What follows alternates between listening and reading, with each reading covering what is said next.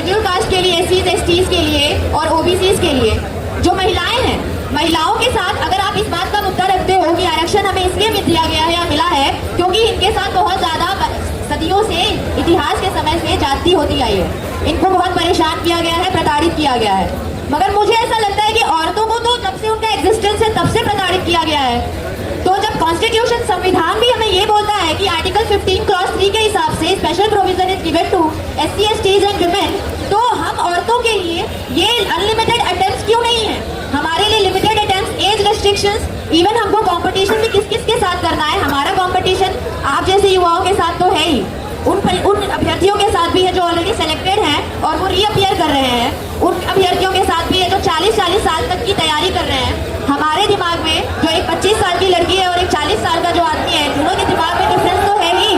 तो एक exam UPSC prelims और मेंस और इंटरव्यू एक सर्टिफिकेट के हिसाब से कैसे आपको प्रूव कर सकते हैं कि आप उस नौकरी के लायक हैं या नहीं?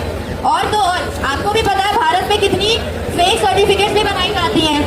आधे तो मैं ऑफिसर्स को जानती हूँ जिनके पास फेक ईडब्ल्यूएस सर्टिफिकेट्स हैं और उन्होंने सिलेक्शन लेकर के बैठे हुए हैं। तो पहली बात तो मैं ये भी कहना चाहूँगी कि मुझे लगता है यहाँ पे जितने आदमी लोग हैं, आपके कॉन्टैक्ट में जितनी औरतें हैं, आपकी बहन, आपकी बहुएं, आपके रिलेटिव्स, आपके आस पड़ोस में, आपके दोस्त, आपके कॉलेज, कितनी औरतों को आप जानते हो कि जो आईएएस बनने की तैयारी कर रही है? आईएएस हो या आईपीएस हो या कोई और सरकारी नौकरी हो, जो बड़े ए ग्रेड ऑफिसर्स की बात। मुझे लगता है कि औरतों को पहली बात तो इक्वल अपॉर्चुनिटी के नाम पर अपॉर्चुनिटी दी ही नहीं जाती। सबसे पहला जो बैरियर आता है वो है उनके घर का बैरियर, जहाँ पे उनको पहले तो कन्विंस करना है उनके घर वालों को कि भैया मुझे भी आईएएस का एग्जाम देना है, हमें भी तैयारी करने दिल्ली जाना है। बहुत सारी औरतों को तो उनके घर से बाहर नहीं निकलने दिया जाता। ईडब्ल्यूएस सर्टिफिकेट बनाने तो बहुत दूर की बात है। आप लोग हमें हमारे लिए क्यों नहीं सोचते हैं? इवन तो इतनी महिलाएं हैं जो इस एग्जाम में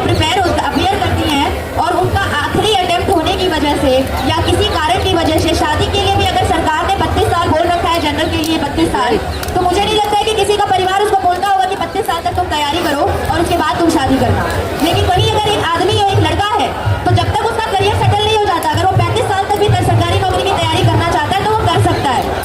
तो मुझे लगता है कि जो यहाँ पे समझदार लोग हैं उनको मेरी बातें तो अच्छे से समझ में आ गई होंगी। बाकी अगर आप लोग हमारी मदद करना चाहते हैं तो यूपीएससी के एग्जाम के प्रोसीजर से रिलेटेड जो भी प्रीलिम्स, मेंस और इंटरव्यू का एग्जाम पैटर्न की वजह से हमारे दोस्तों ने जो बोल रखा है कि हमें ये हमारी डिमांड है, वो मैं दोबारा रिपीट तो नहीं करना चाहूँगी, मगर हाँ मैं इतना जरूर कहना चाहूँगी कि जो बहुत सारे ऐसे गाँव के भी लोग आते हैं, जो हमारे गाँव से बच्चे तैयारी करने के लिए ऐसे अभ्यर्थी जिनको शायद वो शुरू से बचपन से हिंदी मीडियम से पढ़ाई करके आए हैं। जो सीसेट का पेपर है, यहाँ पे मैंने ये देखा है कि हमेशा इंग्लिश मीडियम वालों का ज़्यादा सिलेक्शन इसलिए होता है कि जो आपने सीसेट में मैथ्स के नाम पे जो आप कॉम्प्रिहेंशन देते हो,